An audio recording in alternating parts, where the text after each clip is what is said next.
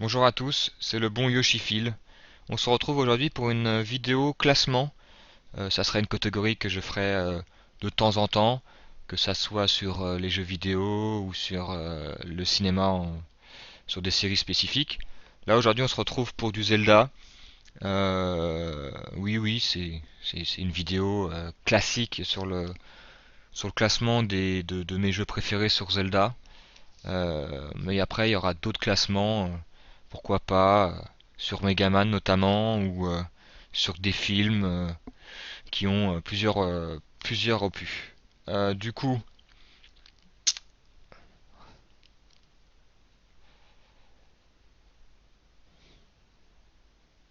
j'ai fait un système de position, tout bêtement. Moi, j'ai viré le S, le A, le B, le machin. Pour moi, c'était moins parlant pour moi. Du coup, j'ai fait un classement du premier, du meilleur, enfin que je considère le meilleur, et du moins bon. Il faut savoir que là, dans ce classement, il y a le Force sur GBA et le Force sur GameCube. Donc il faut savoir que c'est deux jeux différents. Le premier étant un jeu qui était en bonus dans le remake de Link to the Past sur Game Boy Advance. Très très bon jeu. Moi je me souviens, on avait fait ça avec des potes pendant un séjour scolaire. On avait ramené tous notre Game Boy, on avait fait ça pendant le voyage. On l'avait fini d'ailleurs, on s'était tapé des barres, vu qu'on est ensemble mais en compétition. Et c'est le même, enfin c'est le même principe pour l'opus GameCube. D'excellents jeux, hein, vraiment des jeux à faire en multijoueur. On se marre bien et puis les jeux nous proposent des nouveautés, en tout cas qu'on n'a pas dans les Zelda classiques. Je le mets pas dans le classement parce que ouais, je considère pas que ça comme un Zelda classique. C'est pas pour autant qu'ils sont mauvais, mais je trouve ça pas trop pertinent de les mettre dans le classement. Il faut savoir que sur les 16 jeux Zelda, il y en a vraiment qu'un que j'aime pas. Tout le reste, c'est soit moyen, soit que j'apprécie, mais il fallait bien faire un classement. Donc c'est pas parce que j'ai mis un Zelda 7ème que je l'aime pas du tout. Étant donné que Zelda est une de mes licences préférées, la plupart j'ai adoré, mais bon, il y a bien un classement. Enfin, on a tous un classement en tête du Zelda qu'on préfère. Même si ça se joue à des détails ou à des ressentis, des fois ça se joue juste à des souvenirs ou des ressentis. Donc pour moi, je pense que ça va être sans surprise parce que j'en ai déjà parlé. Le Zelda que j'aime le moins, c'est le Skyward Sword. Alors pourquoi? Euh, Tout simplement parce que je l'avais acheté bah, tout simplement sur Wii, si je dis pas de conneries, en 2011. Et, euh, et, euh, et autant la DA pastel ne me dérangeait pas, je trouvais ça sympa, enfin mignon, peut-être pas mignon, mais coloré, et que après, qu'il y avait eu Wind Waker qui avait fait en shell shading, pardon, et que voilà, ça apportait une nouveauté visuelle, là où Toi et Princesse était plus dans le dans le réalisme, et du coup, là, ces aspects-là ne me dérangeaient pas. Euh, J'avais un peu plus de mal avec certaines tronches de personnages, mais surtout les gros oiseaux là. Je trouvais ça atroce, mais bon, c'est pas un truc qui te fait détester un jeu. Non, moi ce que j'ai vraiment pas aimé, c'est la reconnaissance de mouvement. Alors beaucoup m'ont dit que c'était la force du titre, que c'était révolutionnaire, que c'était incroyable, que c'était voilà, etc., etc. Sauf que moi, j'y ai joué. Bah, je crois que la première heure, je me suis baladé dans le village. Moi, j'aime bien en général visiter le village de base, euh, à casser des pots, à visiter, à parler à tout le monde et tout, comme d'habitude. Et quand je suis sorti sur la plaine d'Hyrule, là, ouais, c'est là où il a commencé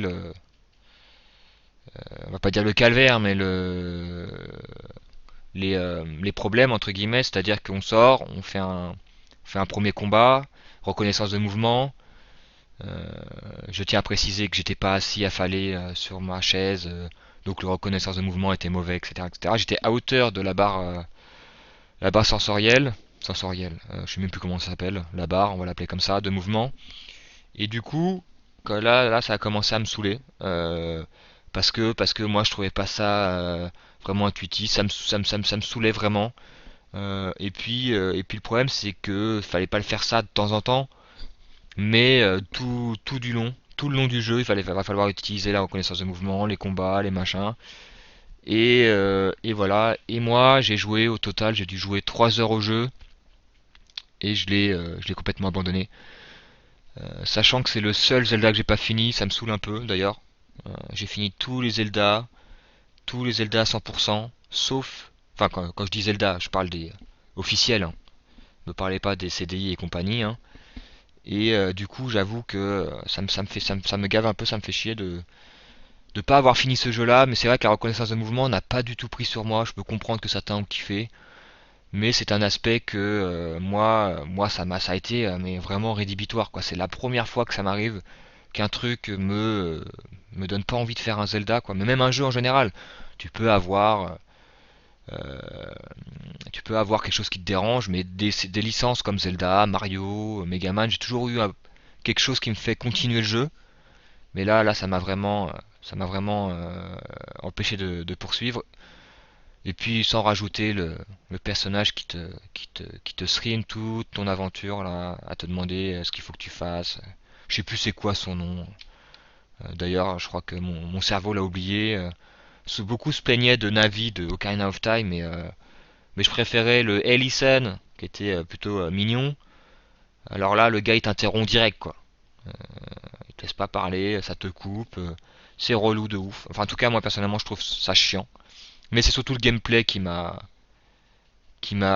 fait que j'ai pas poursuivi avec ce jeu. C'est pour ça que j'espère que Nintendo le ressortira euh, sur Switch, qui proposera un système de combat euh, comme à l'ancienne, c'est-à-dire comme il avait fait en 2011 avec la reconnaissance de mouvement. La Switch est capable de le faire, hein, mais qui propose aussi un gameplay sans la reconnaissance de mouvement. Alors je sais qu'il y en a qui vont me dire oui, mais c'est pas ce qu'il faut faire. Si on enlève ça à Zelda, on perd l'expérience, machin, le truc bidule.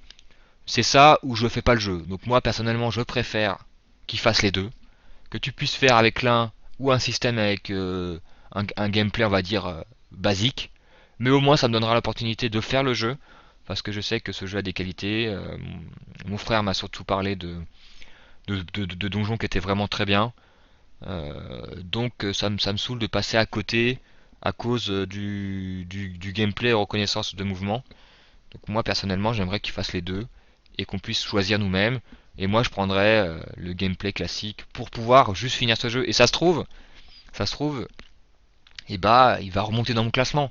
Alors je pense pas qu'il sera top 1, hein, faut peut-être pas exagérer, mais il pourrait remonter au milieu de tableau, sachant les Zelda qui vont suivre juste après, il y a moyen qu'il ne soit plus le dernier de ma liste en tout cas. Ensuite, je vais mettre en 15e position il est où? Le Phantom Hourglass de 2007, si je dis pas de bêtises, sur DS. Il faut savoir que ça reprend Wind Waker, que moi personnellement j'ai beaucoup aimé Wind Waker, que quand j'ai commencé ce jeu, j'étais quand même un peu refroidi parce que ça utilise le système de stylet avec l'écran de la DS. Et donc on doit s'amuser à faire un trajet et tout avec le stylet. Mais moi ce qui m'a dérangé c'est surtout cette putain de tour qu'on doit se retaper à chaque fois. Alors pour ceux qui n'ont pas fait le jeu, en gros tu as un système de donjon tour où tu commences en bas et le but c'est d'aller jusqu'en haut. Et de souvenirs, alors ça se trouve je dis une connerie, mais de souvenirs, il n'y avait pas de checkpoint, il n'y avait pas de téléporteur, il n'y avait pas de checkpoint. Ou alors c'était mal foutu, donc il fallait que tu te retapes le chemin. Et moi, ça m'a vraiment cassé mon délire. J'ai pas trop apprécié le jeu dans l'ensemble. Après, ce système de tour est pas si mal. D'ailleurs, ils l'ont amélioré dans Spirit Track, qui reprend ce système, sauf qu'ils ont mis des téléporteurs, ils ont été intelligents. Mais voilà, autant Skyward Sword, pour moi, c'est une note en dessous de 5. Alors je sais pas, je dirais 4. Autant le Phantom Hourglass, moi je mettrais 5. Ouais, voilà, 5. Et cet aspect-là qui m'a un peu dérangé, c'est la tour. Et puis que comparé aux autres qui ont suivi, enfin, qui vont suivre dans le classement, il est quand même loin derrière. On poursuit avec le Spirit Track justement, 14e. Alors ils ont amélioré le système de tours, que je trouve beaucoup mieux foutu. Mais autant le train ça peut être sympa au début, autant au milieu d'aventure moi personnellement ça commence à me saouler. Euh, alors c'est sympa de capturer des lapins de couleurs différentes, mais au bout de plusieurs heures, voilà quoi. Euh, après voilà, ça reprend le système de tours. Cet épisode date de 2009, mais il y a quelque chose que je dois reconnaître à ce jeu. Vraiment, c'est la fin. S'il y a vraiment, enfin, si le jeu vaut vraiment le coup, c'est pour sa fin. C'est pour son boss de fin, sa mise en scène. Voilà, toute la dernière partie, au niveau du boss, c'est la meilleure partie du jeu, très clairement et de loin. Et qu'en termes de finale, pour moi en tout cas, ça fait partie des meilleurs, des meilleurs. Sauf que tout le reste ne rattrape pas, même si cette qualité est vraiment très haute, le reste de l'aventure ne rattrape pas le défaut de l'aventure. Ensuite, bon, je m'attarde pas trop sur ces épisodes-là, hein. Voilà, je vous ai dit en gros pourquoi j'aimais pas. Je pense pas qu'il y a besoin de dire davantage. Ensuite, on va commencer à arriver aux Zelda. Oui, on arrive vite aux Zelda que j'apprécie vraiment, enfin que j'apprécie vraiment, qui ont une note au minimum, moi je dirais de 7. Et c'est où qu'il est, c'est le Minish Cap sur GBA. Alors attendez, j'arrive pas à la foutre là. Voilà. Donc il est 13e. Le Minish Cap qui utilise un système qui utilise un gameplay qui est vraiment que j'aime bien, hein. Le fait de pouvoir devenir Minish petit, de pouvoir rencontrer un autre peuple avec des musiques vraiment sympathiques, vraiment cool, avec un personnage chapeau, on peut l'appeler chapeau. Oui, c'est ça, chapeau. Je dis pas de conneries, qui parle. J'ai vraiment apprécié cet aspect-là, mais je trouve que justement, c'est pas assez mis en avance dans certaines parties du jeu. Que les donjons sont sympathiques, mais pas incroyables.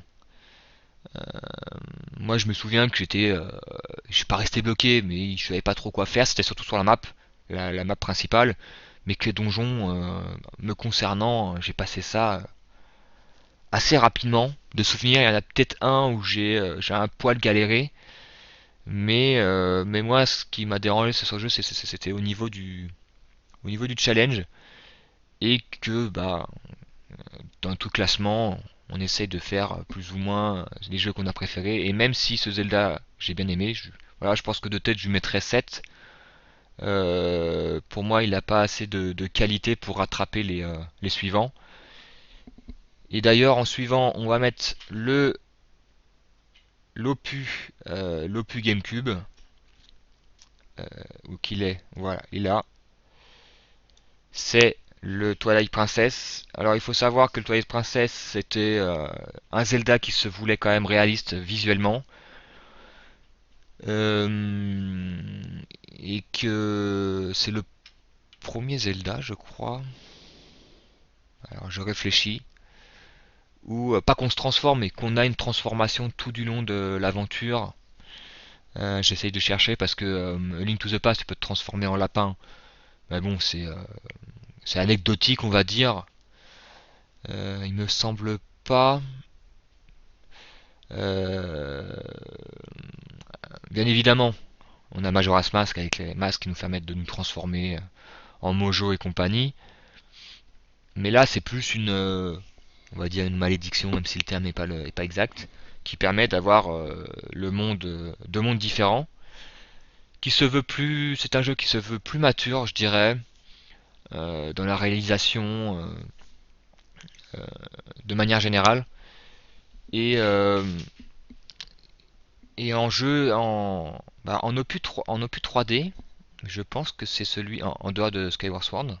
En opus 3D, je pense que voilà, S'il a cette place-là, c'est parce que c'est le jeu 3D que j'apprécie le moins. Je mets SS de côté.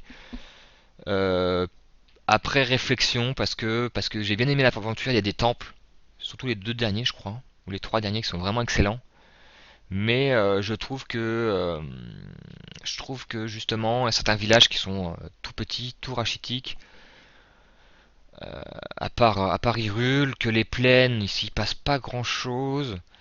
Après, il y a des quêtes secondaires, mais c'est vrai que euh, c'est un jeu que j'apprécie, bien évidemment. Je vais pas le dire à chaque fois, hein. Je vais pas dire que j'apprécie parce que là, on arrive dans les jeux que j'apprécie vraiment. Donc c'est 7 et plus. Mais ouais, les transformations en loup à refaire, quand tu refais le jeu, je dis pas que c'est mauvais, mais c'est les parties que j'estime les moins intéressantes, on va dire. Il faudrait que je le refasse, parce que ça fait quelques années que je l'ai pas fait. Mais j'avais ce sentiment-là, qu'au final, même si la première fois que tu le fais, ça te dérange pas, quand tu refais le jeu, c'est les parties les moins intéressantes, je trouve. Là où les parties temple sont vraiment excellentes.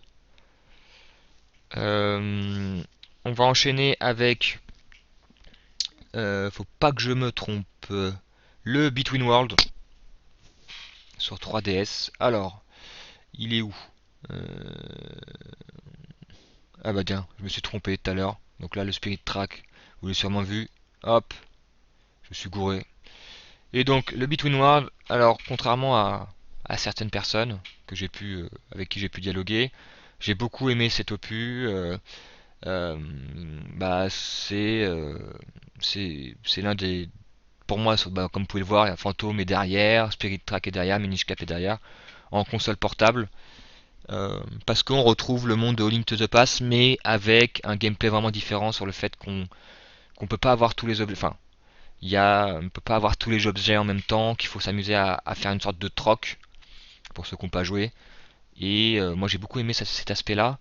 Puis l'aspect aussi du gameplay qui permet de se coller au mur, qui offre une nouvelle perspective à cette map, et que moi j'ai trouvé aussi les donjons vraiment cool. Alors malheureusement court, trop court, mais avec de bonnes idées, avec de bonnes choses dans l'ensemble, avec de nouvelles armes.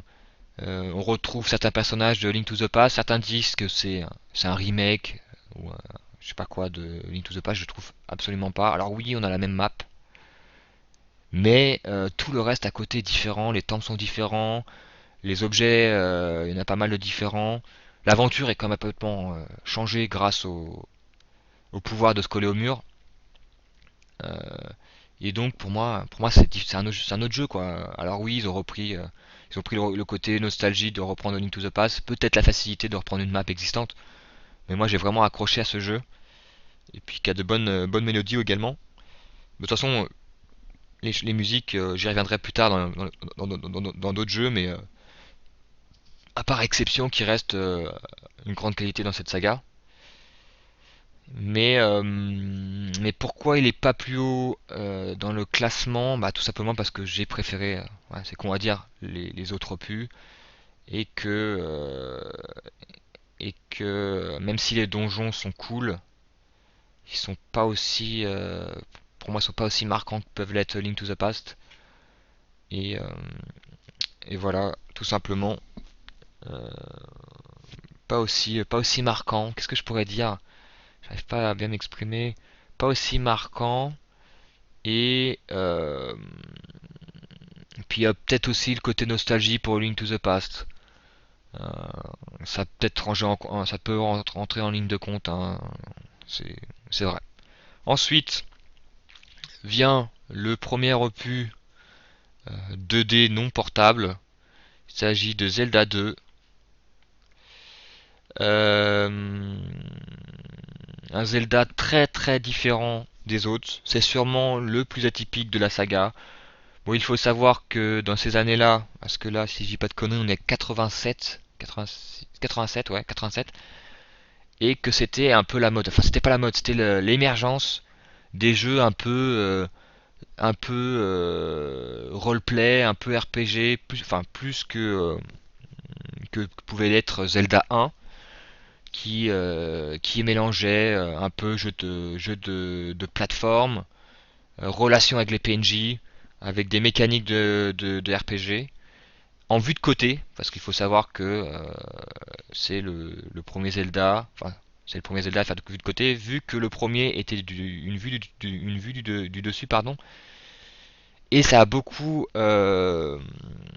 déboussolé les fans du premier, enfin pas tous, hein, mais il y en a beaucoup qui étaient surpris de la tournure de ce Zelda. D'ailleurs, c'est sûrement pour ça que A Link to the Past a repris la vue du dessus, parce qu'ils ont vu que le public de Zelda 1 n'avait pas trop accroché au Zelda 2, et ceux qui ont adoré le Zelda 2 en général, je dis pas tous, hein, parce que moi j'ai bien aimé cet épisode aussi, hein, mais qu'ils avaient préféré le 1 en général.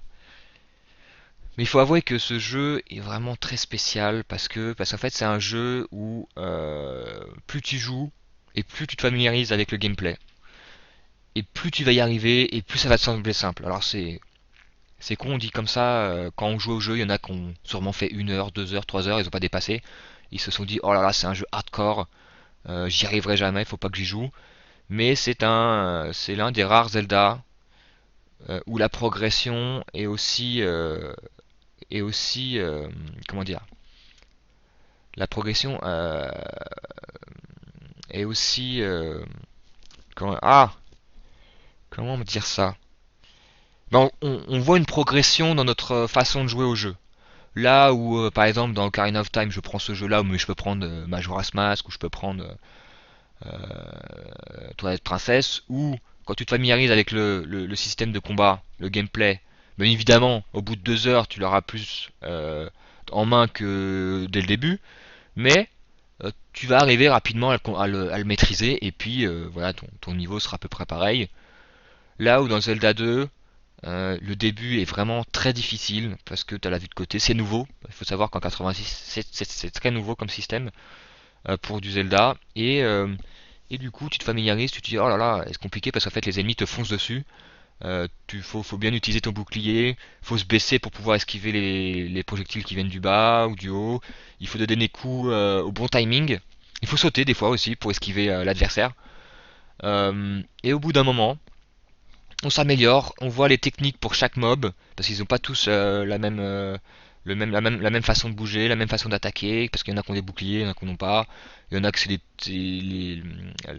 la lightbox est plus basse, par exemple les petites bulles, je sais plus le nom,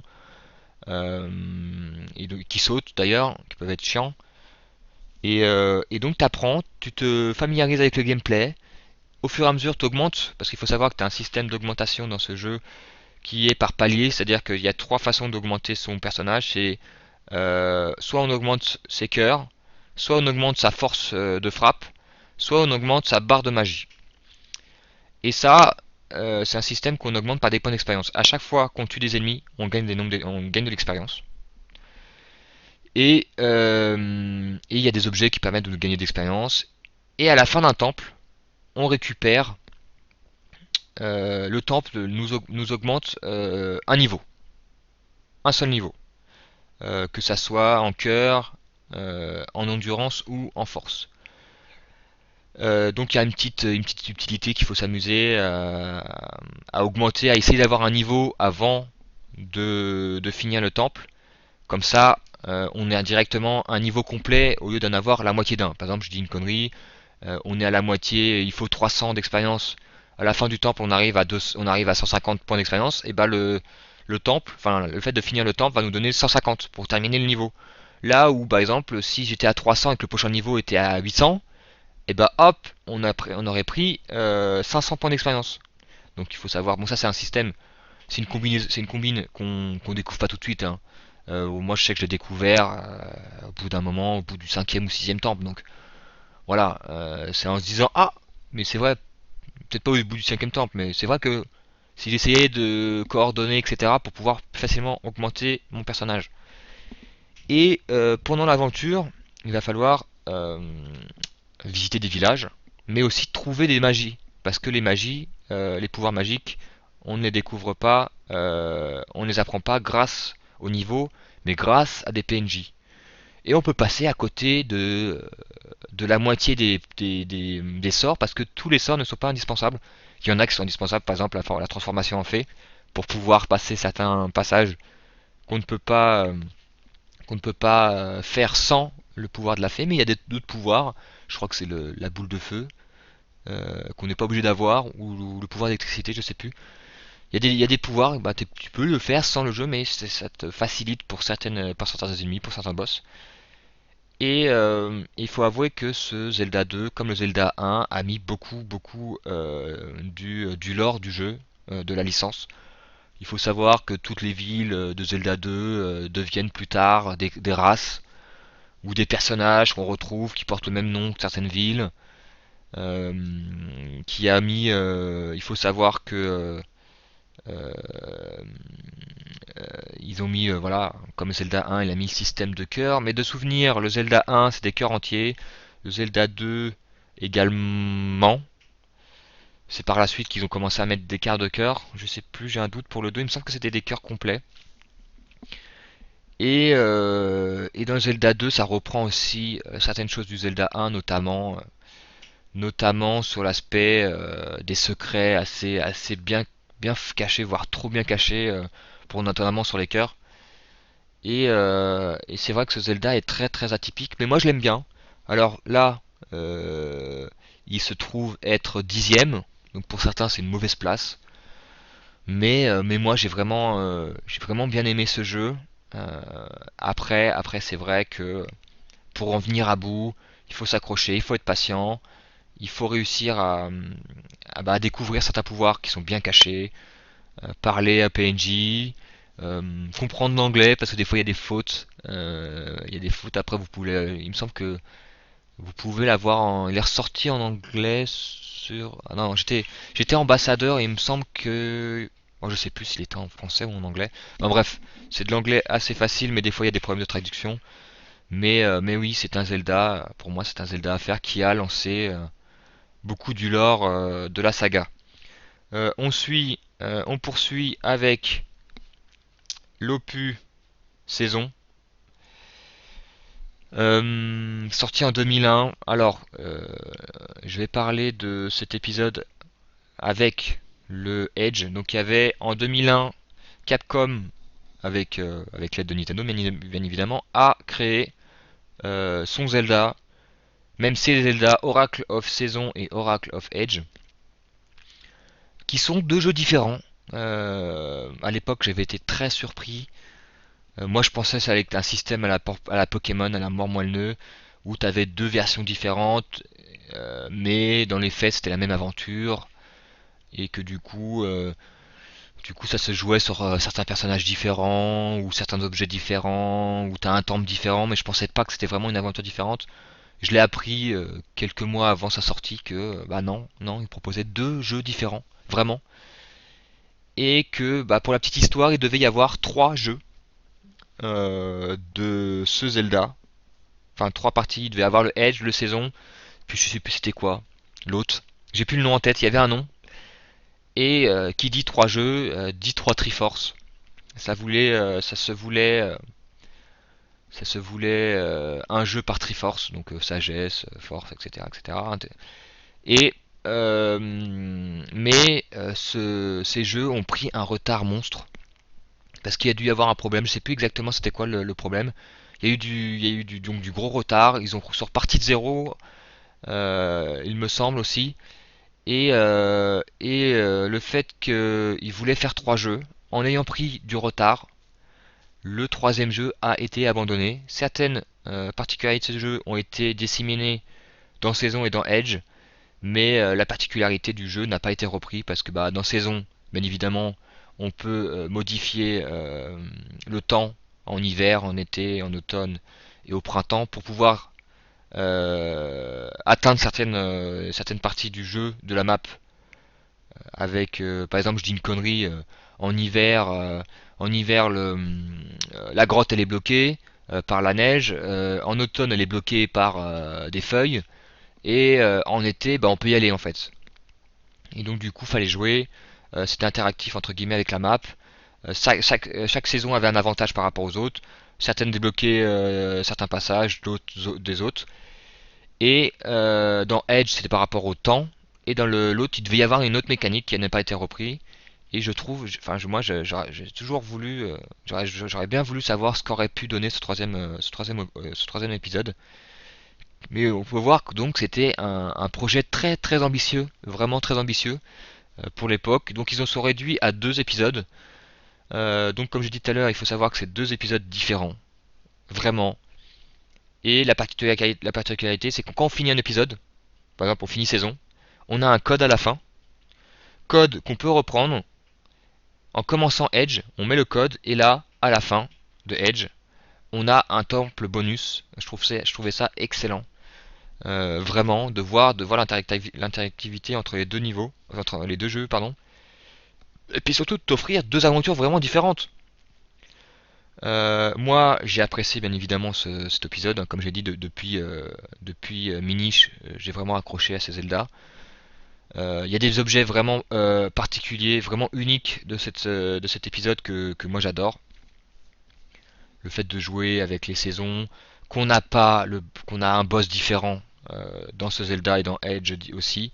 C'est pas Ganondorf ni Ganon. Vraiment, ça donne un second souffle. Enfin, moi j'aime bien avoir de la surprise.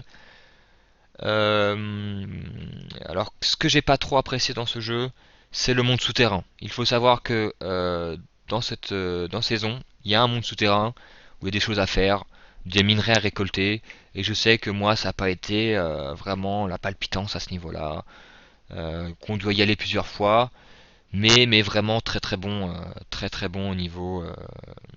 au niveau des temples, vraiment, des objets. Même s'il y a des 2-3 passages pareils dans Edge qui sont un peu poussifs, qui sont un peu chiants, euh, ça reste vraiment excellent. Et il faut savoir que c'est un jeu fait par Capcom. Bien évidemment, Nintendo était derrière à guider, mais c'est un jeu Capcom. Et moi, je trouve ça fou de voir que beaucoup disent que oh, ça ressemble pas à du Zelda. Oui, ce Edge et Saison sont plus difficiles que la plupart des Zelda, en dehors de Zelda 2 et de Zelda 1, qui sont vraiment pour moi les plus difficiles. Mais ça rehausse la difficulté des Zelda de manière générale, qu'il y ait des choses différentes, mais on retrouve la patte Zelda, que ça soit la mission de faire de la mission du troc pour pouvoir récupérer l'épée ultime comme pouvait y avoir dans Link's Awakening. Et il y a plein de références à Zelda, etc., etc. Et pour moi, ça fait partie pour moi, je le considère totalement comme un Zelda. Ensuite, arrive. euh, alors je sais qu'il y en a qui vont être déçus de le voir aussi vite. Arrive le Ocarina of Time. Alors je remets pas du tout en cause le fait que c'était incroyable pour l'époque d'avoir le premier Zelda en 3D. Il faut savoir que ce Zelda, on l'a attendu, pas autant que qu'on a pu certains ont pu attendre Kingdom Hearts 3. Hein. Il a fallu 10 ans, mais oui, A Link to the Past est sorti en 91 et euh, et le faut voir que donc l'épisode qui suit, je mets de côté l'épisode Game Boy, hein, Link's Awakening qui est sorti en 93. Donc de Link to the Past à Zelda Ocarina of Time, il a fallu attendre 7 ans pour avoir entre guillemets un Zelda de console de salon. L'attente a été, pour moi, a été longue, pour beaucoup aussi, et ça enlève en rien le fait que ce Zelda, premier jeu 3D, incroyable. Moi, je me souviens encore, je l'avais eu pour Noël en 98. Avec mon frère, on était comme un dingue. Dès que je l'ai eu sur le jeu, j'ai pas pu attendre. Évidemment, on a eu, comme tout le monde, hein, le repas de Noël, le repas de famille, machin truc. J'ai pas pu attendre, voilà, à la fin du repas, d'aller jouer au Zelda Ocarina of Time pour pouvoir l'essayer, pour pouvoir le tester. Et c'est vrai que ça a été une baffe, en tout cas pour moi à l'époque, j'avais 10 ans. Et visuellement de voir, c'est comme le premier Mario 64, même si pour moi il est pas dans mon top 5 Mario 64, je reconnais totalement que c'était une claque à l'époque. Donc du coup ce Zelda se retrouve si je dis pas de bêtises, huitième. Ouais, c'est ça. Alors pourquoi? Alors ça enlève en rien le fait que il a une OST incroyable, qui fait partie des meilleurs de Zelda. Euh, Si ce n'est le meilleur, bon, fait partie des meilleurs en tout cas pour moi. Au niveau de l'OST, au niveau de l'aspect révolutionnaire de l'époque, euh, qui a mis aussi au goût du jour, enfin au goût du jour, qui a mis en avant le système de lock. Alors il y a probablement certains vont me dire qu'il y a d'autres jeux qui l'avaient fait, mais de le voir aussi efficace. En tout cas, je trouve que pour Ocarina of Time, c'était vraiment efficace. C'était incroyable la première fois qu'on va dans la plaine d'Hyrule, de se balader. Pour nous à l'époque, voilà, quand tu fais la plaine d'Hyrule, la première fois que tu fais, oh, c'est gigantesque. Voilà, bon, tu la refais après, tu te dis, bon, finalement c'est pas si grand, mais l'impression de grandeur qu'on a la première fois, en tout cas que j'avais fait à l'époque, est vraiment là. Pourquoi il se retrouve huitième? euh,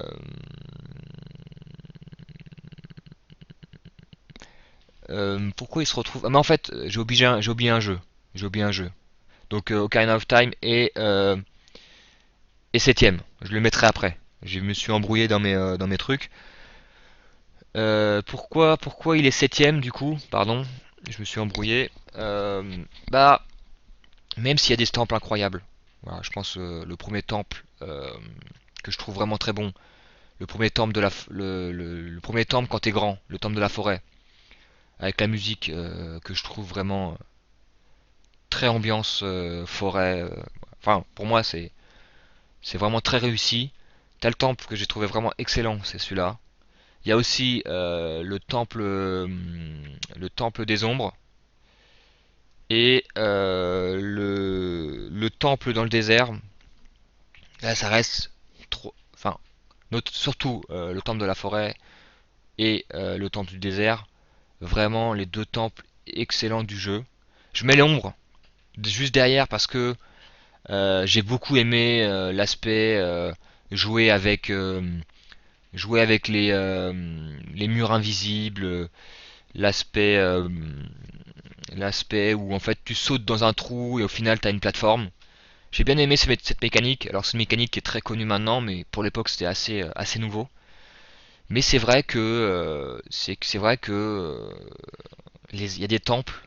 Alors je mets le côté le premier temple de la forêt dans l'arbre mojo. Moi je trouvais ça très bien.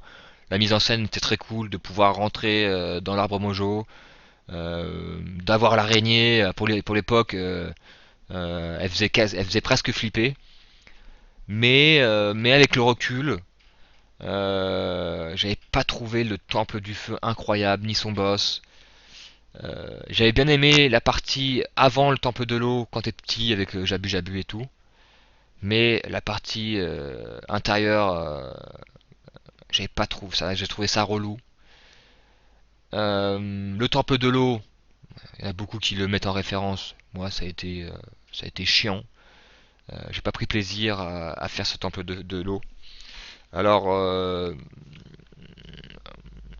Euh, le système de niveau pouvait être intéressant, mais au final, moi je trouvais ça chiant, personnellement.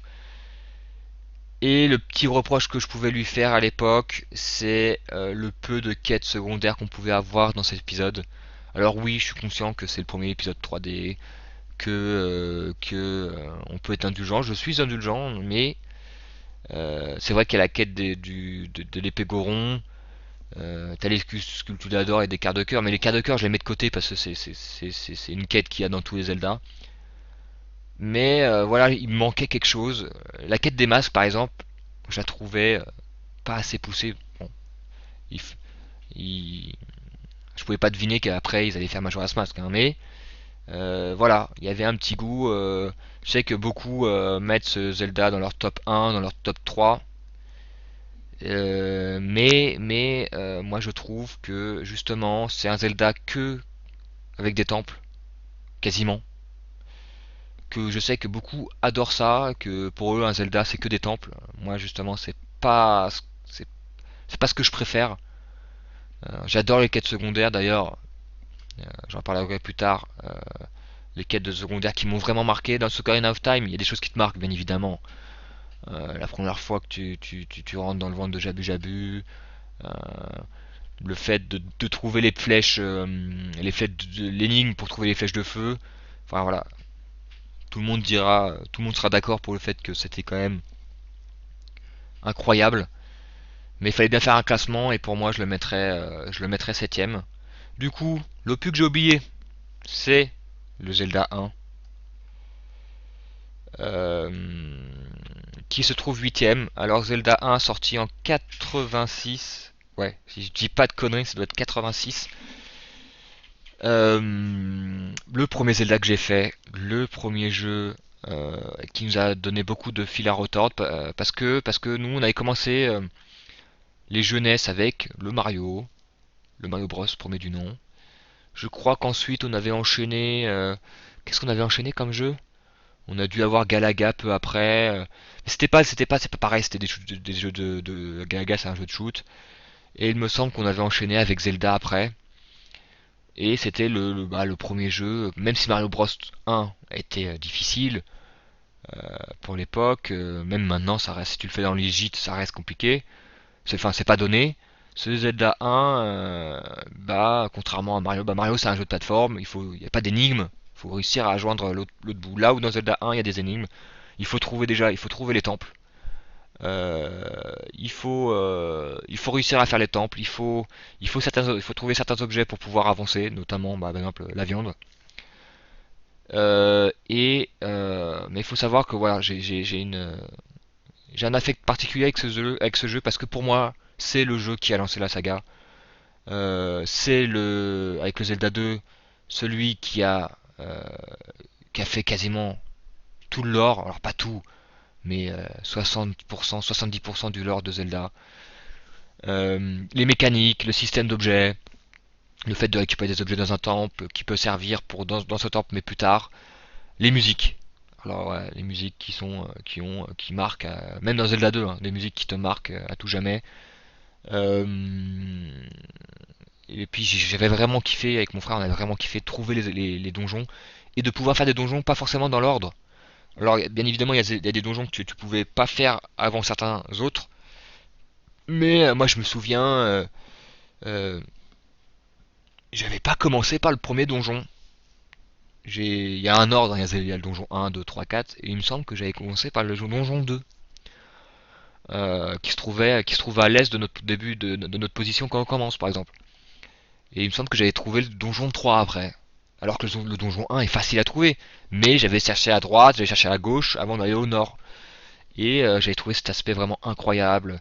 Des donjons bien pensés, des maps, genre il y a des maps où, par exemple, c'est une tête de mort, ou voilà, visuellement il y a quelque chose. Et, et la difficulté est présente moins que le 2. Donc si vous pouvez le faire en quête normale, hein, je parle pas du mode difficile qui débloque une fois que tu as fini le jeu. Là c'est autre chose encore. Mais ouais, qui met en aspect le changement de tunique. Le changement de tunique et des Zelda 1. La tunique rouge, la tunique bleue. Euh, le fait de pouvoir récupérer l'épée ultime, si je dis pas de conneries, qui est dans le cimetière. Euh, et, euh, et ouais, j'ai un affect vraiment particulier avec ce Zelda 1, qui se fait même toujours très bien aujourd'hui. Alors oui, c'est du 8 bits. Oui, visuellement, ça n'a plus rien à voir avec ce qu'on peut faire maintenant.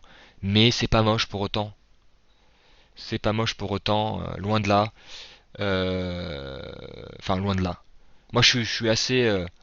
Moi, je suis pas dérangé par le visuel des jeux NES et Super NES ou Mega Drive. Du moment que c'est bien réalisé, que c'est bien foutu, ça passe tout seul. Et moi, Zelda 1, moi, j'ai eu plaisir à le refaire, à le refaire.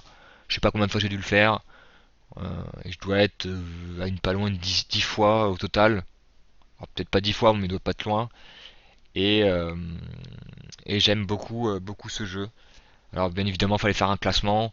Et vu ce qui va suivre, Euh, pour moi, voilà, il a la bonne place. Donc après, c'était Ocarina of Time. Je vous ai dit pourquoi il est à cette place. Mais voilà, si je devais donner une note à Ocarina of Time, il aurait au moins 8 sur 10. Donc c'est pas catastrophique. Ça fait, ouais, ça ferait, ouais, même un peu plus. Je dirais 16, enfin je dirais 17. 17 sur 20, c'est quand même une note excellente. Après le reste, ça se joue à des détails. Des fois, on peut donner la même note à un jeu, pour autant, il sera au-dessus de notre liste par rapport à un autre qui aura la même note. Mais il mérite pas d'avoir 18, donc on met 17, etc., etc.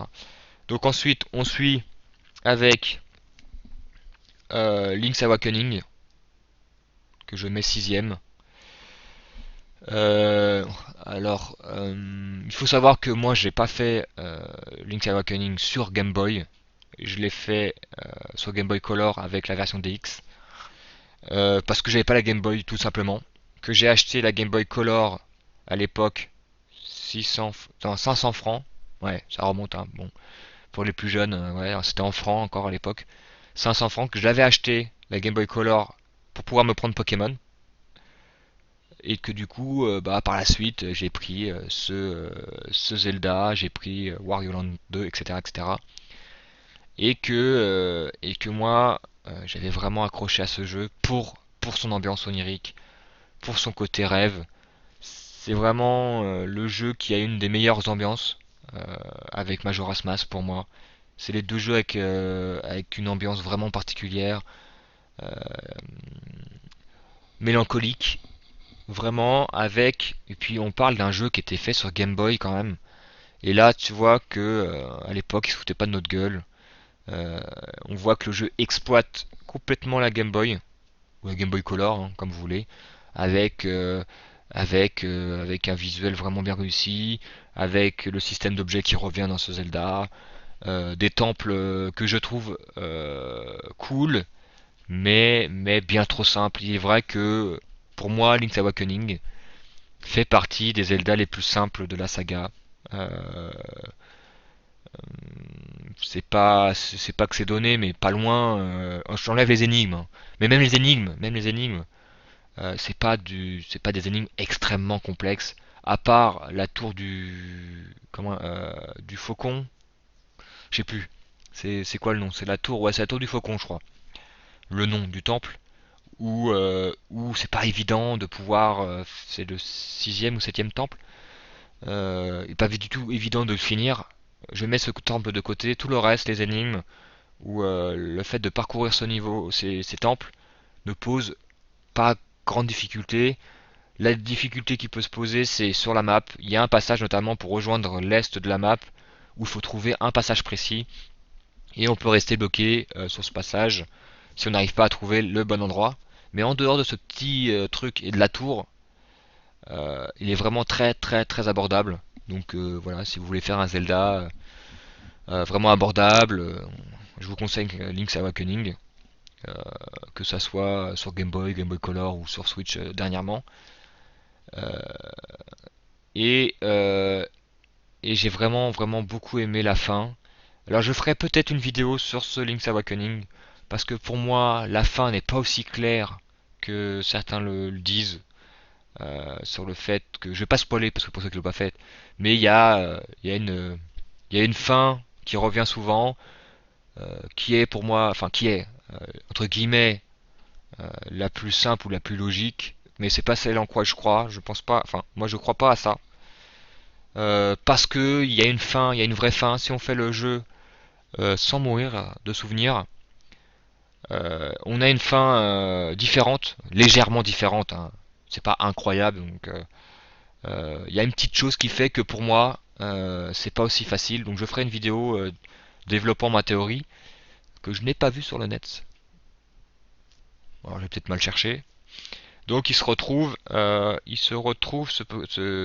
jeu se retrouve sixième, si je dis pas de bêtises, que je trouve vraiment très très très bon, incroyable pour de la Game Boy. Ensuite, je mets cinquième le Wind Waker. Alors faut remettre le contexte de l'époque. Quand on voit les premiers trailers, ça a été la douche froide pour beaucoup beaucoup beaucoup de gens.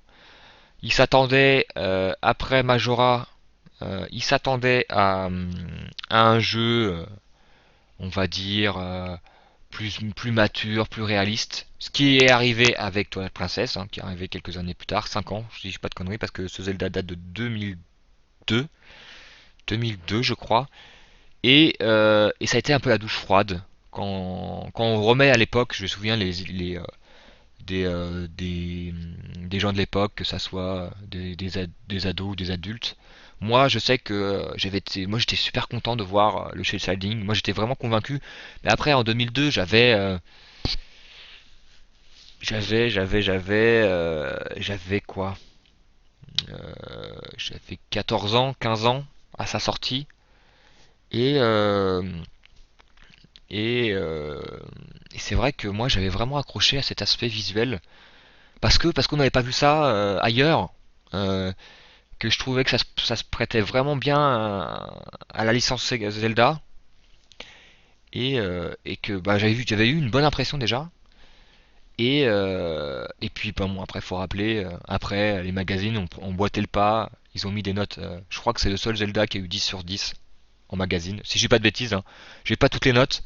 Alors certains diront que c'est exagéré, hein. Je mettrai pas 10 sur 10 non plus, mais mais voilà, on peut voir la différence qu'il y a eu entre la douche froide de l'annonce et une fois qu'ils avaient testé, en tout cas entre guillemets les testeurs pro.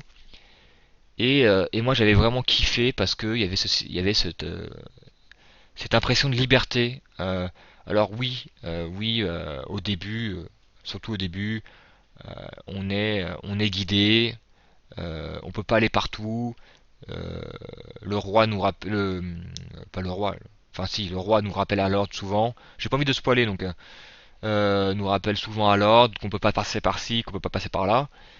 Et mais très rapidement, au bout de quelques heures, on peut aller pas sur toute la map, mais quasiment. Et puis après, au bout de après quelques heures ensuite, on peut aller où on veut, découvrir. Moi, je trouvais ça vraiment. Moi, je kiffais le système d'exploration, de prendre son bateau, de naviguer, de tomber sur des ennemis, de trouver des trésors, de tomber de découvrir la map. Le- Parce qu'il faut savoir qu'on avait une map géante et qu'on découvrait des petites maps pour découvrir l'île, pour voir la forme de l'île, etc.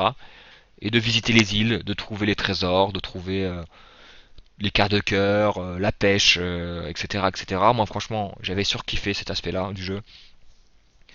Bah, l'aspect liberté, parce que c'est vrai que en 2000, faut se rappeler qu'on était en 2002, et la liberté dans un jeu vidéo, bah, on était quand même assez guidé parce que en dehors de Zelda 1, où on était assez libre sur la map, euh, voilà, Link to the Past, même si on pouvait faire des temples dans différents ordres, il y avait des endroits qu'on pouvait pas accéder très très longtemps pendant l'aventure. Euh, dans Ocarina of Time, voilà, il y a des endroits où il faut avoir l'arme nécessaire pour y aller, où faut avoir Epona, etc., etc. Et dans Wind Waker, et bah, au bout de quelques heures, on peut aller n'importe où. On peut s'amuser avec la quête secondaire. Moi, je sais que j'ai pris plaisir, à pas aimé la quête secondaire de prendre des photos. Et je trouve que c'est l'un des meilleurs Zelda qui gère au niveau de l'argent. Parce qu'il y a beaucoup de Zelda où t'as trop d'argent, tu sais plus quoi en foutre, ou alors t'en as pas assez, donc faut. Voilà. Bon, la plupart des Zelda, il y en a trop, tu sais pas quoi en faire. Bon, il y a des Zelda qui offrent la possibilité de dépenser son argent. Je reprends pour Oracle of Edge et Saison, l'argent est largement dépensé pour tout un tas de trucs. Je sais qu'il y a beaucoup qui n'ont pas apprécié la quête des Triforce, que ça faisait chier. Mais moi, j'avais kiffé cette passage, pas pour le fait de les trouver, mais pour le fait de gérer sa thune. Parce que ça demandait Tingle nous demandait de l'argent pour pouvoir, voilà, pour pouvoir récupérer les parchemins de la Triforce. Et moi, j'avais découvert des îles où qui pouvaient, par exemple, il y avait l'île du puzzle. En fait, tu avais une sorte de maison où tu devais faire des puzzles. Et à chaque fois que tu faisais un puzzle, il te donnait de la thune. Donc moi j'avais mis ça de côté, j'ai fait oh là là ça me donne de la thune, je vais noter ça dans un coin et je reviendrai plus tard quand j'aurai besoin de thune. Et donc j'avais bien géré ma thune en allant chez le marchand, en achetant le quart de cœur, en achetant truc. Et j'ai évité d'avoir ma bourse pleine parce que une fois qu'on a la bourse pleine, on ramasse des coffres et puis des fois bah, hop, on perd 300 thunes parce que on dépasse pas le maximum de la bourse. Et donc j'avais noté où étaient certains coffres en me disant que c'était sûrement de la thune et j'avais réussi à gérer. C'est pour ça que j'ai pas farmé, j'ai pas trop, quasiment pas farmé dans ce jeu de la thune, parce que j'avais exploré, bien exploré mes rubis, j'avais bien géré mes rubis.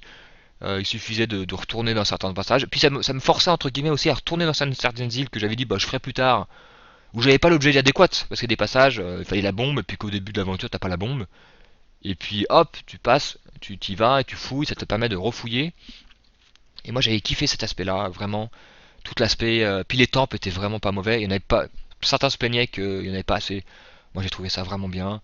Voilà, l'histoire est vraiment cool. Enfin le scénario, ça, c'est plusieurs siècles après Ocarina of Time. Là, donc ouais. C'est pour ça que moi je le mets cinquième parce que l'aspect liberté était vraiment cool.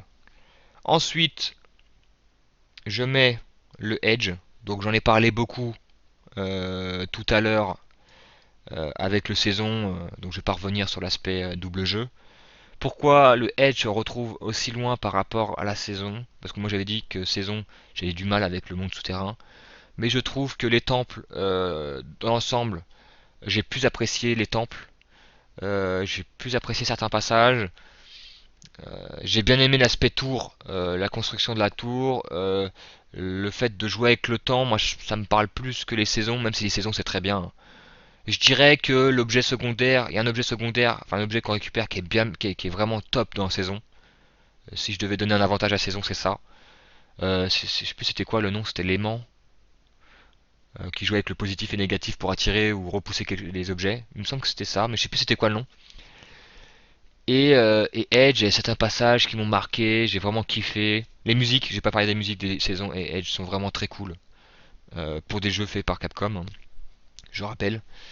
Et même s'il y a des passages, par exemple, le passage c'est vrai qui a mal vieilli, le passage avec les fées qui se cachent pour ceux qui connaissent, qui est au début, hein, je crois que c'est pour aller au deuxième ou troisième temple. C'est vrai que ça a mal vieilli, que la musique en plus de ce passage-là est relou. Mais dans l'ensemble, j'ai vraiment kiffé. Et, euh, et c'est mon opus préféré sur console portable. Euh, mais après voilà, il y a combat. Pour moi, il y a combat entre Wind Waker et Link's Awakening. Je pense qu'il est possible pour moi en tout cas, de changer ses positions, de mettre Link's Awakening quatrième, Edge sixième, enfin les trois en tout cas. Autant pour le reste, je pense que les positions sont plutôt bien. Autant ces trois-là, je pense que je peux interchanger. J'ai mis Edge dans le quatrième parce qu'il est souvent décrié, parce qu'il est souvent pas apprécié à sa juste valeur. Enfin, en tout cas, je trouve. Donc c'est pour ça qu'il a cette position également. On arrive dans le top 3. Euh, je mets A Link to the Past. Alors, il n'y a pas que de la nostalgie là-dedans, parce que comme j'ai dit, Zelda 1 et 2, c'était mes premiers Zelda, et pourtant ils se retrouvent, on va dire, au milieu de tableau. Mais ce Zelda, pour moi, c'est vraiment énormément de souvenirs. Donc il y a la nostalgie qui rentre en compte, mais pas que. Je trouvais ça incroyable ce qu'ils ont fait à l'époque pour ce jeu. Puis les musiques, ça reste pour moi la meilleure OST de tous les Zelda confondus. Vraiment. Alors il n'y a pas très loin, Link's Awakening, il n'y a pas très loin Ocarina of Time, hein. Mais ouais, au niveau de l'OST, c'est vraiment une claque. Ça a été vraiment énorme pour moi. Euh, l'aspect, euh, l'aspect aussi que, en fait, c'est un mélange des anciens Zelda et des nouveaux. C'est-à-dire que ce Zelda est plus abordable que Zelda 1 et 2. Mais il y a quelques réminiscences, notamment sur le fait de trouver certaines choses. Notamment le fait de trouver l'enfant, euh, le flûtiste. Je sais plus s'il a un nom. Voilà, il y a certains trucs à trouver. Le fait de trouver l'oiseau. Il y a certaines choses qui font que c'est pas si donné, c'est pas évident de trouver. Il faut penser à l'idée de trouver le. En fait, c'est une énigme. Enfin, c'est des énigmes quoi. Il y a des petites réminiscences d'anciens Zelda qui faisaient que Zelda 1 et 2 étaient très très difficiles pour certains aspects. Et je trouve que ce Zelda a réussi à mettre le côté abordable en mélangeant le côté un peu compliqué des anciens, et puis les temples, et puis les objets dans l'ensemble, Et puis cette map, euh, le fait que c'est le premier Zelda qui met vraiment en avant l'épée l'épée légendaire dans le bois. D'ailleurs, à partir de cet opus-là, qui est sorti en 91, la plupart des jeux 3D, on trouvait l'épée dans les bois perdus. Dans les bois perdus, dans les bois, quoi. Et alors, pas tous, hein, mais c'est vrai que ça a mis, voilà, ce Zelda aussi a mis certaines mécaniques, voilà, par exemple dans le dernier qui est sorti, Breath of Grows Wild, voilà, elle est dans la forêt Korogu, et donc c'est dans Link to the Past que ça a été lancé, véritablement. Voilà, pour moi ce jeu, c'est mon jeu 2D préféré, euh, d'assez, enfin pas d'assez loin, mais qui a une tête en plus. Voilà, très très bon souvenir. Alors oui, oui, il y a la nostalgie qui rentre en jeu, mais je pense pas qu'il y a que ça. Mais ouais, ouais, si s'il y a un Zelda 2D à faire, moi je conseillerais celui-là. Si vraiment il y en a qu'un seul à faire, c'est A Link to the Past à faire. Pour moi, si vraiment il n'y en a qu'un seul. Et ouais, ouais, tout l'aspect qu'il y a autour de ce jeu, vraiment je me souviens de toutes les, enfin, je me souviens pas de toutes les énigmes, mais de tous les faits marquants de ce jeu, comme a pu l'être Link's Awakening, par exemple, ou Wind Waker. Il y a des passages qui te marquent. Et c'est pour ça qu'il est aussi haut. Je trouve que voilà, on est pas loin de, pour un jeu 2D pour l'époque, l'exploitation de la Super NES, on n'est pas loin de la perfection. Vient ensuite le Zelda, sorti en 2017. Donc je viens d'en parler, Breath of the Wild. Euh, alors pour beaucoup vont être surpris, peut-être ou pas, mais voilà, la petite anecdote, j'ai acheté ce jeu sur Wii U. Je l'ai acheté le jour de la sortie, bien évidemment. Je lance le jeu, j'avais rien suivi, ni trailer, ni ce qu'il allait avoir dans le jeu. J'avais juste vu Link en train de tirer une flèche, enfin l'image la plus vue et revue à cette époque-là. Donc je lance le jeu, hop, c'est la scène d'intro, machin. Tu sors du bâtiment, et là, tu découvres le monde d'Hyrule, tu vois Link qui avance, et tu vois le monde qui s'étend autour de nous. Et là, ça faisait tellement longtemps que j'avais pas senti ça, une sorte d'excitation, ouais, d'impatience en fait. Un truc que j'avais pas connu depuis très très longtemps, depuis que j'étais ouais, ado.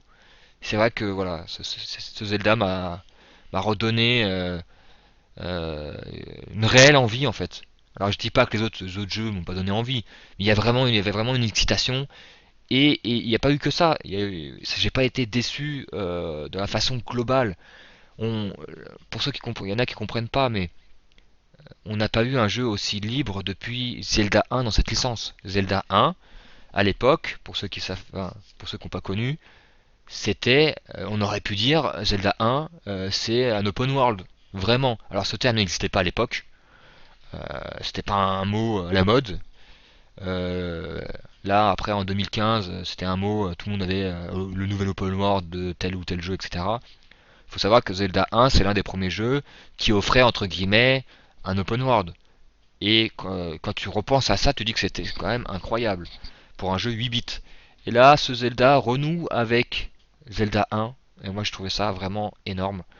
Le fait de pouvoir aller où on veut, quand on veut, à la vitesse qu'on veut, en utilisant les téléporteurs ou pas, et l'aspect gameplay qui est évolutif. On apprend, moi j'ai appris des trucs, notamment la capacité du bouclier, pour pas en dire plus. J'ai découvert après des heures de jeu, parce que tu n'y as pas pensé, quoi. Tu te dis, mais voilà, et puis après euh, tu fais un jet, tu joues, et puis mais comment j'ai fait ça? Moi j'ai découvert par hasard, parce que il y a un PNJ qui te dit comment faire, sauf que le PNJ est perdu parmi la map immense. Et l'interaction, et je trouvais ça énorme, moi, l'interaction avec les objets, l'interaction que j'ai avec les objets, de pouvoir se déplacer, les objets avec les pouvoirs que Link a avec grâce à tablette. L'aspect météo que je trouve vraiment excellente, notamment avec les orages. Cet aspect de liberté que j'ai retrouvé de Zelda 1, de Wind Waker. Euh, c'est vrai que ça aurait vraiment le pas sur beaucoup de choses. Euh, j'ai beaucoup aimé ce qu'ils ont fait des auras. Euh, la ville Zora, moi je trouve, voilà, c'est comme ça que je voulais l'avoir depuis longtemps. Moi j'avais été un peu déçu de la ville de Zora dans Ocarina of Time où, bien évidemment, on est sur c'est trop bien, premier opus 3D, on est sur 64. Ouais. Il y a plein de raisons qui font qu'ils n'ont pas pu faire ce qu'ils voulaient.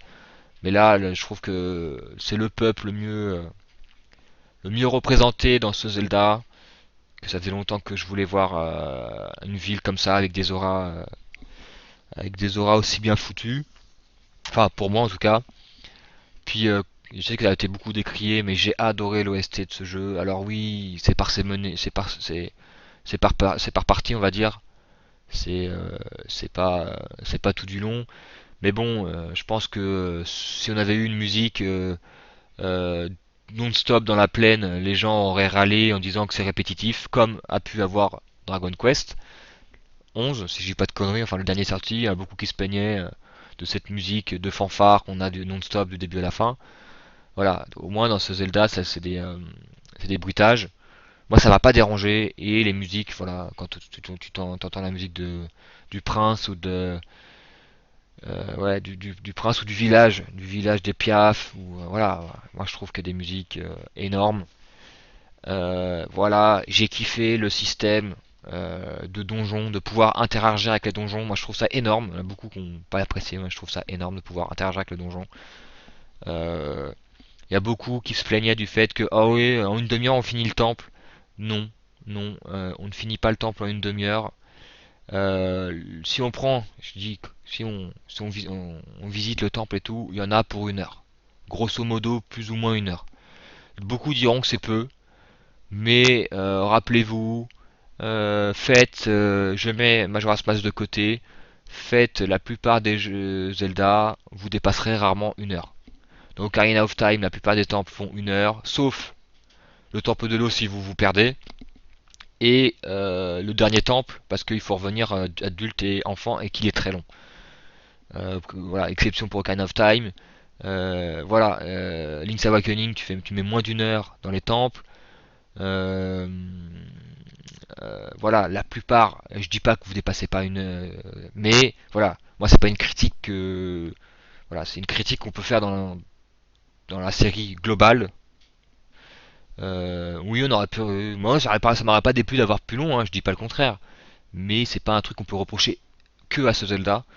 Moi je pense qu'il aurait dû faire, alors les créatures divines, moi je trouve que le fait qu'ils se baladent était énorme, mais je pense qu'ils auraient dû faire des créatures divines deux fois plus grosses. Alors elles sont très grosses, mais pour pouvoir avoir un temple deux fois plus grand. C'est-à-dire qu'on fait une créature divine plus grosse, du coup tu rajoutes des salles, tu rajoutes des énigmes, et voilà. Et donc, au lieu de faire 50 minutes, une heure, et bah t'aurais mis 1h45. Et moi j'aurais kiffé pouvoir faire interagir avec les créatures divines pendant 45 minutes de plus ou une heure de plus. Je pense que ça a été le défaut de ce jeu, mais j'espère qu'ils vont régler ce souci dans le 2. Il faut savoir qu'ils ont eu beaucoup de choses à gérer, donc notamment la map, la création de la map. Il y a eu beaucoup de choses à faire, donc je pense que s'ils ont pêché sur certaines choses, c'est sur ça, c'est sur la longueur des temples, sur le fait qu'il y en ait peu. Mais moi, ça me dérange pas qu'il y en ait peu, parce que je vais en parler, parce qu'il va suivre mon top 1, donc, qui est dans le même cas au niveau du nombre de temples. Et et vraiment, c'est pas, voilà. Moi, je sais, je dis que les temples dans Zelda, c'est pas capital. C'est bien qu'il y en ait, c'est toujours bien d'en avoir. D'ailleurs, dans ce Zelda, il y en a. Mais il m'en faut pas 42. Je préfère avoir peu, comme il y aura dans le prochain, dans mon top 1, qui est Majora's Mask, hein, vous l'aurez deviné, qu'il y en a peu, mais qui sont bien foutus. Et moi, ça m'a pas vraiment dérangé dans ce Zelda. Ce qu'on peut reprocher, c'est c'est au niveau des sanctuaires. Alors moi le truc que je peux reprocher vraiment, c'est que les sanctuaires sont cool. Le fait de pouvoir, moi je trouve ça génial, de pouvoir, comment dire, de pouvoir résoudre un sanctuaire de façon différente. Par exemple, tu as un sanctuaire, il n'y a pas une méthode pour le faire, il y en a 3, 4, 5, je sais pas, 10, j'exagère. Mais moi, il y a des sanctuaires, j'ai fait ça pour le réaliser, j'ai demandé à un pote, il va faire, bah moi non, j'ai fait comme si. Et voilà, je trouve que c'est une force, c'est vraiment une force. Il y a plusieurs façons de voir les énigmes, c'est vraiment énorme. Moi, ce que je reproche, c'est les temples enfin, les sanctuaires de force, parce qu'il y en a beaucoup trop. Parce que bon, t'as le mode sanctuaire de force facile, normal et difficile. Et le difficile, au début, tu peux pas les faire, et dès que t'as une arme cheatée, bah tu défonces tout. Moi, je pense qu'il aurait fallu en faire moins. Alors, je sais plus combien il y a des épreuves de force, hein. Euh, Grosso modo, il doit en avoir une trentaine. Alors je dis peut-être une connerie, il y en a peut-être un peu moins. Mais il y a au moins 6 épreuves faciles, 6 épreuves moyennes et 6 épreuves de force difficiles, donc ça fait 18 minimum. Et même peut-être plus. Moi je tournerais tirer autour de 30. Faudrait que je me renseigne. Je trouve qu'il y en a trop, beaucoup trop. Alors soit il aurait fallu en mettre moins et remplacer les sanctuaires par des énigmes, soit ils auraient dû faire des patterns différentes pour le gardien à affronter. Parce que pour les preuves de force, il faut savoir que c'est des gardiens, c'est un gardien à affronter. Une fois que tu l'as affronté, tu finis le sanctuaire. Et je pense qu'ils auraient dû modifier la pattern. Juste, après, ça demande de l'investissement, ça demande de la recherche. Mais ils auraient dû au moins vraiment changer les patterns en mode facile, difficile et moyen. Là, la difficulté régit sur le fait qu'ils ont peu ou beaucoup de points de vie et qu'ils réagissent peut-être plus violemment en mode difficile. Mais voilà, ouais, franchement, c'est un gros défaut. Enfin, un gros défaut. C'est un défaut de ce jeu.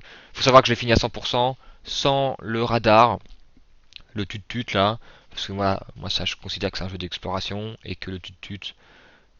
Alors après, c'est propre à moi-même, hein. Ça me dérange pas que les autres le fassent. Moi, j'ai viré ça. Et que je l'avais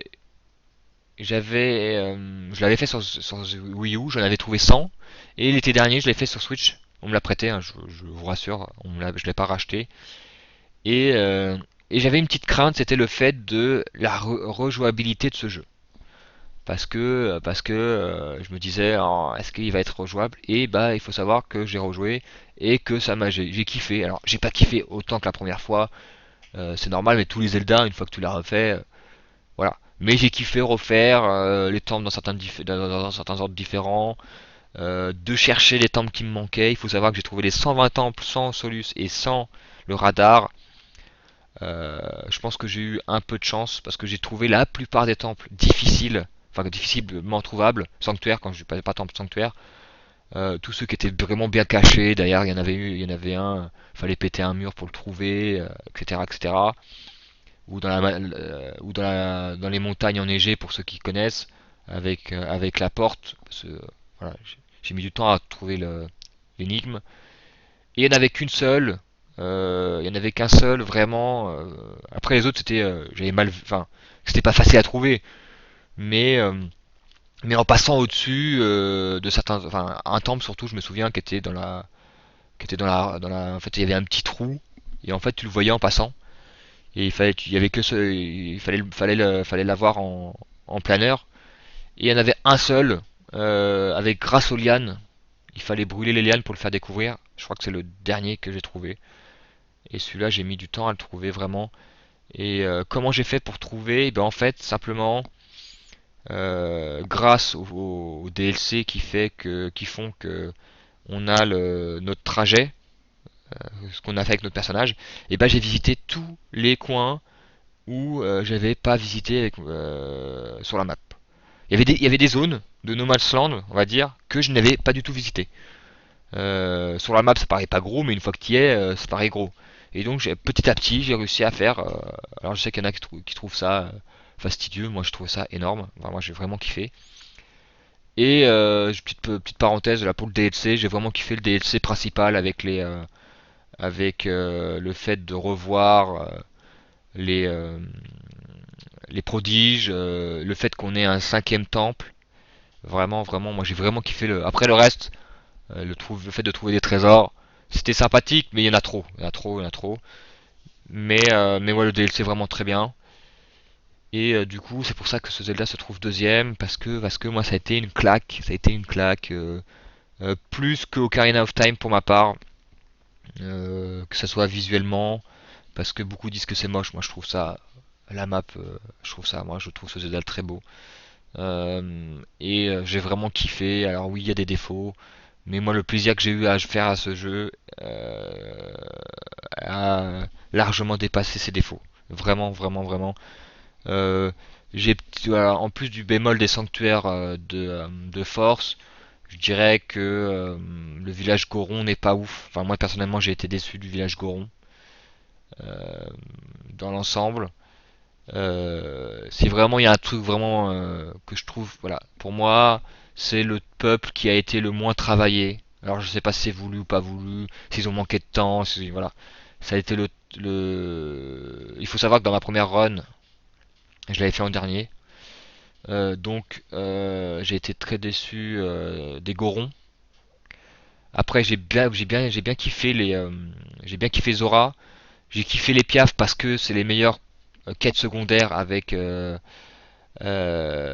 meilleures quêtes secondaires de ce que je trouve au village ou autour de ce village, avec avec les quêtes de l'archéo de de pour comment il s'appelle déjà, celui qui fait de l'accordéon. Ah, j'ai un trou. Bref, vous voyez de qui je parle, qui propose les meilleures quêtes pour moi de ce jeu. Mais puis le Piaf, voilà, puis la musique du Piaf, la musique du village du Piaf est franchement énorme. Après j'ai kiffé aussi le village Gerudo, le fait qu'on se fasse passer pour une nana, euh, le village Elimnet, même si beaucoup ont pas kiffé le village Cocorico, moi j'ai trouvé que l'aspect qu'ils ont donné à ce village, différent d'habituel, moi j'ai bien apprécié. Voilà, il y a quand même des défauts. Je trouve qu'il y a certains passages du jeu qui n'ont pas été assez travaillés. C'est des sanctuaires peu inspirés, mais je pense qu'ils ont manqué de temps. Je pense qu'ils voulaient le sortir et qu'ils voulaient pas faire trop attendre et que du coup ils ont fait avec. Mais j'espère qu'avec le 2, ils vont améliorer l'aspect quête secondaire de ce jeu. Et donc du coup, ça fait une bonne transition. Quête secondaire, Majora's Mask. C'est pour moi le Zelda que j'ai préféré. Alors, euh, il faut savoir que là, les trois premiers, c'est pareil. La note doit être quasiment la même. Mais pourquoi Majora's Mask je le mets premier? Parce que pour l'ambiance, c'est le jeu que j'ai préféré pour l'ambiance avec Link Awakening. J'ai vraiment kiffé cet aspect. Le méchant, Skull Kids, pour moi, c'est l'un de mes méchants préférés de toute saga confondue. Euh, l'aspect histoire, enfin le scénario de ce jeu, la mise en scène, les quêtes secondaires sont vraiment énormes, vraiment vraiment. C'est le meilleur Zelda pour les quêtes secondaires, pour trouver les masques. Euh, je me souviens du moment mélancolique avec le Zora, pour ceux qui connaissent, moi ça m'avait touché. Alors je suis peut-être le seul, ça m'avait touché. Euh, l'aspect euh, l'aspect qu'il faut se rappeler qu'est-ce que fait ce personnage là à telle heure pour pouvoir le voir au bon moment pour récupérer un quart de cœur ou pour récupérer un masque, le fait que tu te transformes euh, à chaque fois que tu portes des masques notamment, bah, il y a quatre temples, donc il y a le temple de la forêt, des neiges, etc. Tu te transformes en Mojo, tu te transformes en plein de trucs, enfin plein de trucs, tu te transformes, ce qui donne un gameplay différent, des possibilités différentes, parce que le Mojo permet de monter sur des fleurs par exemple, et les temples sont longs, bien foutus, et puis j'ai beaucoup apprécié, c'est au fait, c'est comment arriver à atteindre un temple. C'est que t'as plein de trucs, t'as tout un truc à faire avant. Comme pouvait proposer d'ailleurs Breath of the Wild, j'en ai pas parlé, sauf qu'il y en a hein, pour aller dans le temple. Quand tu vas dans le village Gerudo par exemple, t'as tout un truc à faire, t'as tout un cheminement. Bah là c'est pareil dans Majora. Tout ce qu'il y a à faire, t'as des énigmes à faire avant de rentrer dans un temple, je trouvais ça énorme. Pareil pour trouver des masques, ceux qui se rappellent de, de la scène dans le village de Malone, si je dis pas de bêtises, euh, où il faut y retourner la nuit pour une certaine raison, j'ai pas envie de spoiler, vous voyez ce que je veux dire, c'est un peu what the fuck, mais j'avais trop kiffé ce passage, vraiment, ça sortait, ça sortait, c'était atypique, mais oui, les quêtes secondaires sont vraiment énormes, il y a des masques qui sont pas indispensables, mais qui sont vraiment cool à avoir, chaque masque apporte quelque chose de différent, soit tu peux aller plus vite, soit ça te permet d'aller dans certains endroits, ça te permet de te rendre invisible, ça te permet de te transformer, etc., etc.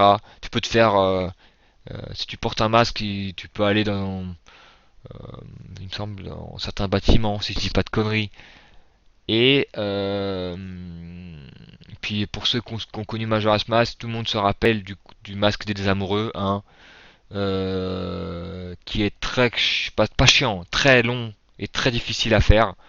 Parce que t'as tout un cheminement à faire tous les jours. Parce qu'il faut savoir que dans ce Zelda, tu as 3 jours pour, euh, pour défaire Skull Kids. Mais bien évidemment, on n'a pas assez de temps, donc il faut remonter le temps. Et donc il faut, donc les gens ont oublié, et donc bah, pour le coup de masque des amoureux, il faut faire un truc le jour 1, il faut faire un truc le jour 2, il faut faire un truc le jour 3, quasiment jusqu'à la fin du monde. Et c'était vraiment, voilà, pour moi, c'était vraiment marquant. Euh, Il y a des moments, voilà, mélancoliques, le quête avant le temple, le pendant le temple, après le temple.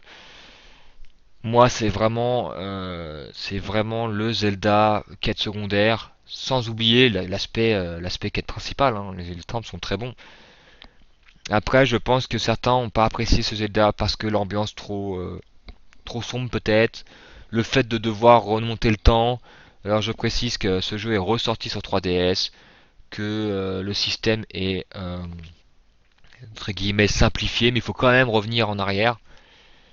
Et voilà, ce Zelda reste mon Zelda préféré, quête secondaire, et le Breath of the Wild reste mon Zelda préféré pour l'ensemble de son œuvre, en tout cas, et le Link to the Past pour l'opus de 2D.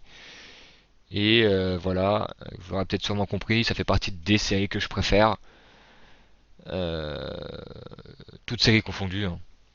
Mais après, voilà, j'ai un affect particulier aussi pour Megaman, par exemple, si je devais en citer une autre. Et voilà, donc Majora's Mask, ceux qui l'ont pas fait, je conseille fortement. Alors, il faut pas s'attendre à un Ocarina bis, faut pas s'attendre à un Zelda classique. Il faut vraiment y aller en se disant, c'est un Zelda vraiment à part, qui offre des quêtes vraiment excellentes et et que tout repose sur les masques. Et c'était vrai, enfin moi pour je trouve ça m'a foutu une claque c'était au ce niveau-là, tellement ça a été bien pensé, bien foutu, et que ils ont vraiment travaillé sur ça parce que Ocarina of Time avait planté l'aspect visuel, l'aspect moteur graphique. Majora's Mask a pu du coup, enfin les développeurs ne sont pas concentrés sur ça, même si Majora's Mask c'est plus beau. Hein. Rien que sur les couleurs, sur le lifting et tout. Faites un comparatif, la différence est vraiment là.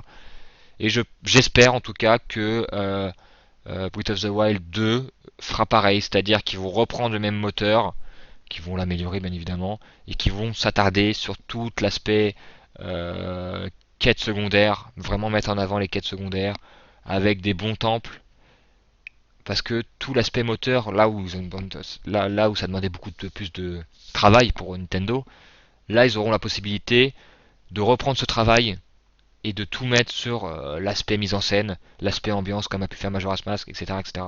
C'est pour ça que moi je suis confiant pour Breath of the Wild 2 à ce niveau-là, qui vont gommer un peu les défauts que les joueurs ont constatés et faire un jeu encore meilleur. C'est pour ça que moi, voilà, Majora's Mask est supérieur pour moi, hein, à Ocarina of Time parce que il a su tout faire euh, sur l'aspect mise en scène, comme j'ai dit, sur l'aspect quête, etc. Et on peut se concentrer là-dessus. Et Ocarina of Time est responsable de ça. Hein. Je ne retire pas ça. Ocarina of Time a essuyé les plates, comme on dit, au niveau. Ils ont tout misé sur les temples. Vraiment, 80, allez, 80%, ils ont misé sur les temples. Et du coup, ça a pu offrir un opus Majora's Mask. Faut savoir que Majora's Mask, en termes de vente, il a marché, hein, mais il est loin, enfin il est loin. Il est derrière Ocarina of Time, il est là derrière Breath of the Wild, il est derrière d'autres, il est derrière Wind Waker. Après Twilight Princess, je sais plus, je crois qu'il doit être plus ou moins au même niveau. Je parle bien évidemment des opus console, hein, je compare pas avec les opus euh, portables. Et donc pour moi c'est un petit peu triste. Après il est sorti en fin de console de la 64, enfin de la fin. On était plus proche de la fin que du début, parce qu'il est sorti, quoi que non. Quoi si, 2000. Après, il y a 2001, il y a Banjo Tooie qui est sorti, il y a Kirby 64, mais il fait Paper Mario d'ailleurs. Et il faudrait que je revoie, j'irai voir combien de Paper Mario s'est vendu. Parce que pareil, lui il est arrivé un an après en 2001, et que c'était la fin de la console. J'aimerais bien avoir comparé les ventes entre Majora's Mask et... Est-ce que ça a joué le fait qu'il sorte? Je pense que ça a joué. Mais il me semble de souvenir que Paper Mario, c'est mieux vendu. Enfin bref, voilà mon avis sur cette saga. Bien évidemment, ça n'engage que moi. Voilà, par exemple, j'ai mis SS en dernier, ça se trouve, il y en a qui vont le mettre en premier. J'ai mis vraiment ce que moi j'ai préféré, ce qui m'a vraiment pénalisé. Donc SS, voilà, je vous ai expliqué pourquoi il se retrouve là. Mais comme j'ai dit, en dehors de SS qui a moins de la moyenne, Phantom Hourglass et Fairy Track ont au moins la moyenne et tous les autres ont plus que la moyenne. Et comme j'ai dit, Minish Cap à 7 quoi, à peu près 7 et donc tous les autres c'est au-dessus. Donc si je devais donner une note à Majora's Mask et Link à Breath of the Wild et Link to the Past, je pense que les trois auraient 19. Euh, alors certains diront que c'est trop, d'autres seront d'accord avec moi. Moi je mets 19, ils ont à peu près la même note. Je mettrais pas 20, parce que c'est... je mettrais pas 20 après, sur Source Critique, il m'arrivait de mettre 10 sur 10. Hein. Je sais que Majora's Mask, je lui ai mis 10 sur 10. Mais parce que si je mets pas 10 sur 10 à Majora's Mask, je le mettrai jamais. Euh, mais voilà, pour faire un topo, voilà, les trois premiers ils auraient 19, les trois seconds ils auraient 18, donc c'est-à-dire Edge, Wind Waker et Link's Awakening. Que Ocarina of Time, Zelda 1 et Saison auraient 17-16. Bon, en tout cas, Ocarina of Time, on dirait 17. Et que Zelda 2, Between World et TP, Twilight Princess, auraient 15. Voilà, 15-16. Donc ça reste des notes excellentes dans l'ensemble. Hein. Voilà. Pour moi, Zelda fait partie de ces licences où les jeux restent quand même de qualité. Pour moi, il y a eu euh, quelques dérapages avec Phantom Hourglass et SS. Mais si j'arrive à faire, comme j'ai dit, SS dans un gameplay entre guillemets normal, il se retrouvera peut-être pas à 4 quoi. Donc voilà, ça reste des notes excellentes et des licences où les jeux restent de très bonne facture. Il y en a plus ou il n'y en a pas énormément de nos jours. Moi, je peux citer Mario aussi, même si pareil, il y a deux, trois épisodes que je mettrais. Je ferais peut-être un classement de Mario, mais c'est vrai que là, en tête, j'ai pas d'autres licences qui propose quelque chose de vraiment très qualitatif, mais avec autant de jeux, hein, je parle. Parce que même Resident Evil,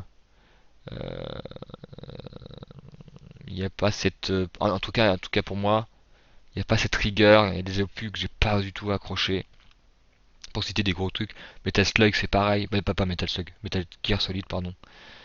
Pareil, il y a des opus, c'est compliqué pour moi, donc j'essaye de réfléchir. Ouais, je pense que c'est une des rares séries.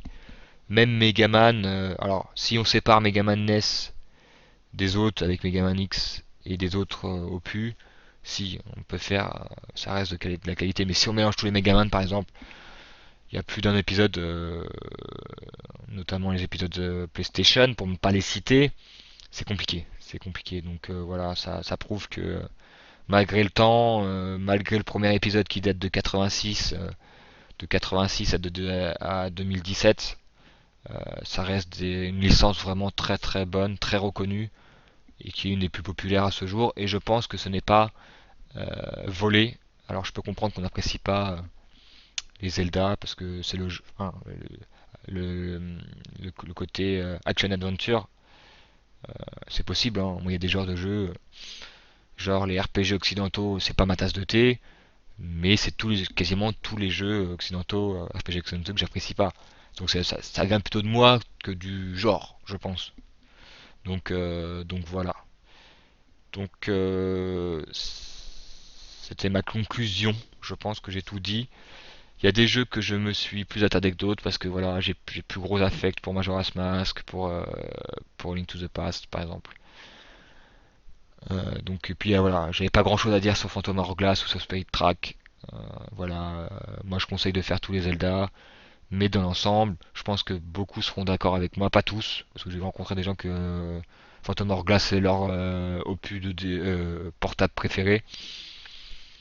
Quand tu vois un Link's Awakening, j'ai du mal à voir comment on peut apprécier Hourglass, Phantom Hourglass avant Link's Awakening, mais bon, tous les goûts sont dans la nature, je respecte, et du coup c'est pour moi, voilà, euh, c'est pour ça qu'il est si bas. Bon, enfin, bref, je pense avoir tout dit. Je vous dis à la prochaine sur un autre classement ou sur autre chose, sur une autre vidéo. Ciao, ciao!